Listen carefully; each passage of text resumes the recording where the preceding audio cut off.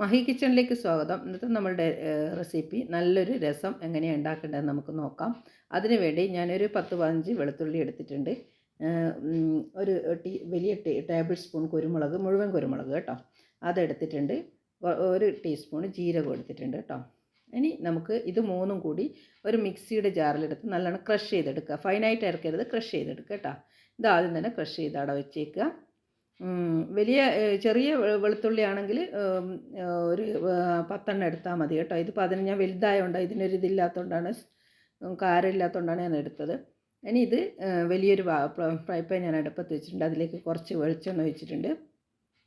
ഇതിലേക്ക് ഞാൻ 1 ടീസ്പൂൺ കടുകിട്ട് പൊട്ടിക്കുക കേട്ടോ. ആദ്യം തന്നെ 1 ടീസ്പൂൺ വെളിച്ചെണ്ണ ചൂടായി കഴിഞ്ഞ് കഴിഞ്ഞാൽ 1 ടീസ്പൂൺ കടുകിട്ട് പൊട്ടിക്കുക. ഇത് പൊട്ടിക്കഴിഞ്ഞാൽ നമ്മൾ ക്രഷ് ചെയ്ത് വെച്ച വെളുത്തുള്ളി, ഇത് ഗാർലിക് രസമാണ് ഞാൻ ഉണ്ടാക്കുന്നത്. വെളുത്തുള്ളി, കുരുമുളക്, ജീരകം, ഇത് മൂന്നും ക്രഷ് ചെയ്തത് നമുക്കിതിലേക്ക് ഇട്ട് കൊടുക്കാം.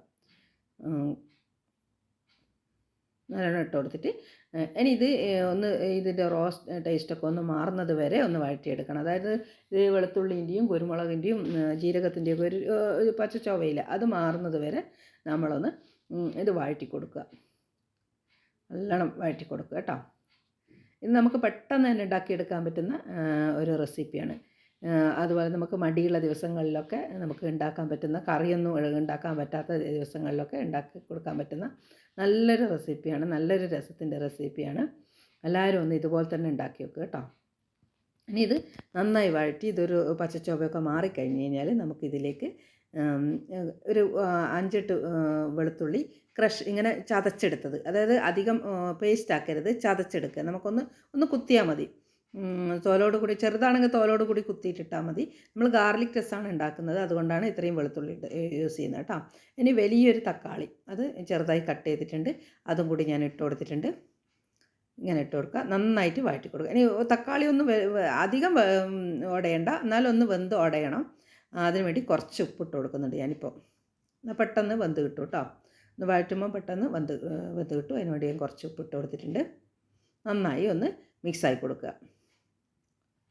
ഇത് 6 വെളുത്തുള്ളിയാണ് ലാസ്റ്റ് ഞാൻ എടുത്തത്. ആദ്യം ഞാൻ 15 എണ്ണം എടുത്തിട്ടുണ്ട്, അത് ഞാൻ നന്നായിട്ട് ക്രഷ് ചെയ്തത് കേട്ടോ.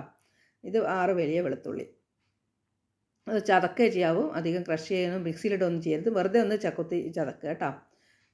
ഇനി നന്നായിട്ട് ഇത് ഇതായി കൊടുത്തു കഴിഞ്ഞാൽ, മിക്സായി കൊടുത്തു കഴിഞ്ഞാൽ ഇതിലേക്ക് നമുക്ക് 1/4 ടീസ്പൂൺ മഞ്ഞൾപ്പൊടി ഇടുക.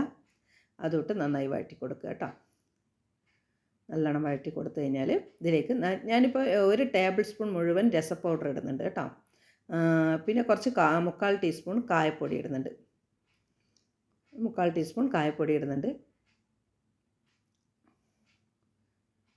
3/4 ടീസ്പൂൺ ഇട്ടിട്ടുണ്ട്. ഇനി ഇത് 1 വലിയ ടേബിൾ സ്പൂൺ രസ പൗഡറാണ് ഞാൻ ഇടുന്നത്. ഇതിന് പകരം നിങ്ങൾക്ക് മുളകും പൊടിയും മല്ലിപ്പൊടിയൊക്കെ യൂസ് ചെയ്തിട്ട് അങ്ങനെയും ചെയ്യാം കേട്ടോ. രസ പൗഡർ ഇടുന്നതിന് പകരം ഞാനിപ്പോൾ രസ പൗഡർ തന്നെ ഇടുന്നുണ്ട്. 1 വലിയ ടേബിൾ സ്പൂൺ ഞാൻ ഇടുന്നുണ്ട്. നന്നായി മിക്സായി കൊടുക്കുക കേട്ടോ. നല്ലോണം മിക്സായി കൊടുക്കുക. ഇത് നല്ല അടിപൊളിയാണ്, ചോറിന് നല്ല സൂപ്പറാണ്. ഇപ്പം മഴക്കാലമൊക്കെ അല്ലേ, നല്ല ടേസ്റ്റ് ഉണ്ടാവും. ചൂട് ചോറിൻ്റെ ഒപ്പം ഇതും കൂടി കൂട്ടി കഴിക്കുക. നല്ല വേറെ കറീൻ്റെ ആവശ്യമൊന്നുമില്ല. ഇതൊരു പപ്പടം ഉണ്ടെങ്കിൽ നമുക്ക് ചോറ് ഒരുപാട് ചോറുണ്ണാം. വേറെ കറിയൊന്നും വേണ്ട, മീൻ വേണ്ട, പച്ചക്കറി വേണ്ട, ഒന്നും വേണ്ട. ഇനി ഇത് നന്നായി മിക്സായി കൊടുത്തു കഴിഞ്ഞാൽ പൊടിയുടെ പച്ചച്ചൊവയൊക്കെ മാറിക്കഴിഞ്ഞാൽ ഞാനൊരു നെല്ലിക്ക വലുപ്പത്തിലുള്ള ഒരു പുളി വെള്ളത്തിലിട്ട് പിഴിഞ്ഞ് വെച്ചിട്ടുണ്ട്. അതിൻ്റെ വെള്ളം കൂടി ഒഴിച്ചു കൊടുക്കുക. അതും കൂടി നന്നായി മിക്സായി കൊടുത്തു കഴിഞ്ഞാൽ ഈ മസാലയൊക്കെ ഒന്ന് ഇതായി കഴിഞ്ഞ് കഴിഞ്ഞാൽ നമുക്കിത് ആവശ്യമായ വെള്ളം വേണമല്ലോ. ഇനി ഇത്രയും വെള്ളം പോരല്ലോ, പുളിവെള്ളം മാത്രമല്ലേ നമ്മൾ ഒഴിച്ചിട്ടുള്ളൂ. നമുക്ക് ആവശ്യമായ വെള്ളം, രസത്തിന് ആവശ്യമായ വെള്ളം നമ്മൾ ഒഴിച്ച് കുടിക്കുന്നതാണല്ലോ. ഇതൊക്കെ ചോറിൽ ഒഴിച്ചിട്ട് ഇത് കട്ടിയിലല്ല ഉണ്ടാവുക, നല്ലോണം രസം എന്ന് പറയുമ്പോൾ നല്ല വെള്ളത്തിലല്ലേ ഉണ്ടാകുക. അപ്പോൾ കുറച്ച് നമുക്ക് ആവശ്യമായ വെള്ളം ഇതിലേക്ക് ആഡ് ചെയ്യുക. ഇനി ഇത് നന്നായിട്ട് തിളച്ച് വരണം. ഇതാ പെട്ടെന്ന് തന്നെ പരിപാടി കഴിഞ്ഞ് നമ്മുടെ വേറെ ഒരു ഇൻഗ്രീഡിയൻസിൻ്റെ ആവശ്യമൊന്നുമില്ല. കുറച്ച് ഉപ്പിൻ്റെ കുറവുണ്ട്, ഞാൻ കുറച്ച് ഉപ്പ് ഇട്ട് കൊടുത്തിട്ടുണ്ട്. പെട്ടെന്ന് തന്നെ ഉണ്ടാക്കാൻ പറ്റുന്ന ബാച്ചിലേഴ്സിനും വർക്ക് ചെയ്യുന്ന ആൾക്കാർക്കൊക്കെ വീട്ടിലുണ്ടാക്കി കൊടുക്കാനും കൊണ്ടുപോകാനും ഒക്കെ നല്ല സൂപ്പറായ ഒരു റെസിപ്പിയാണ്. നന്നായിട്ട് തിളച്ച് വരട്ടെ, അതുവരെ നമുക്ക് അടച്ച് വെക്കാം കേട്ടോ. വീഡിയോ ഇഷ്ടമാണെങ്കിൽ ലൈക്ക് ചെയ്യാനും കമൻറ്റ് ചെയ്യാനും ഷെയർ ചെയ്യാനൊന്നും മറക്കരുത് കേട്ടോ. വീഡിയോൻ്റെ ലിങ്ക് നിങ്ങളെ ഫ്രണ്ട്സിനും റിലേറ്റീവ്സിനൊക്കെ ഒന്ന് ഷെയർ ചെയ്ത് കൊടുക്കണേ. നന്നായിട്ട് തിളച്ച് വന്നിട്ടുണ്ട്. അതിലേക്ക് നമുക്ക് 1 പിടി മല്ലിയില, ഇതിന് മല്ലിയിലയാണ് ഇടേണ്ടത് കേട്ടോ. കറിവേപ്പില വേണമെങ്കിൽ കറിവേപ്പില ഇടാം, പക്ഷേ മല്ലിയിലയാണ് രസത്തിന് നമുക്ക് കൂടുതൽ ടേസ്റ്റ് ഉണ്ടാവുക. അപ്പം നമ്മൾ ഒരു പിടി മല്ലിയില നല്ലോണം ചെറുതായി കട്ട് ചെയ്തിട്ടുണ്ട്, അത് നന്നായിട്ട് ഇട്ട് കൊടുക്കുക. നന്നായിട്ട് ഒന്നുകൂടെ തിളച്ച് വരട്ടെ കേട്ടോ. മല്ലിയില ഇട്ടിട്ട് ഒന്നുകൂടെ തിളച്ച് വരട്ടെ. ഇത് ചെറിയ കുട്ടികൾക്ക് പോലും ഉണ്ടാക്കിയെടുക്കാൻ പറ്റുന്നൊരു രസമാണ്. എല്ലാവരും ഒന്ന് ട്രൈ ചെയ്ത് നോക്കണം കേട്ടോ ഇതുപോലെ. ഇപ്പം ജലദോഷമൊക്കെ പിടിക്കുമ്പോൾ നമ്മുടെ വയറിനൊക്കെ നല്ല സുഖമുള്ളൊരു രസത്തിൻ്റെ റെസിപ്പിയാണ്. നല്ല ടേസ്റ്റ് ഉണ്ടാവും.